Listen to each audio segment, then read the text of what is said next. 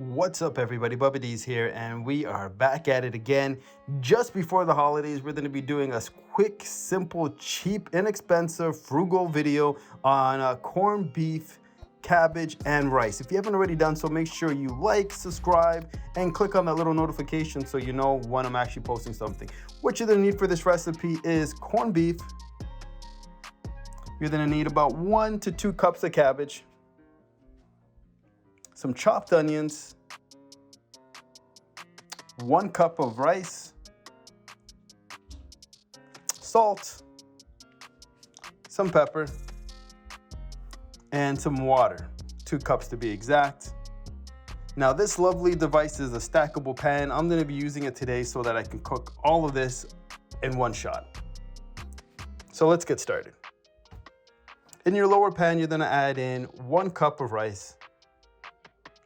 You're going to put 2 cups of water, and we're going to add a couple of pinches of salt.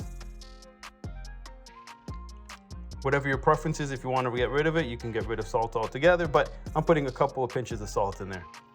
We're going to go ahead and give that a nice little stir. Put our next level on, which is going to be our cabbage and corned beef. So we're going to put our corned beef in first. We're going to mush that down a little bit. We're going to go ahead and put in our chopped onions, a little bit of black pepper. Now we're not going to be putting any salt on this layer because corned beef in a can is naturally salty.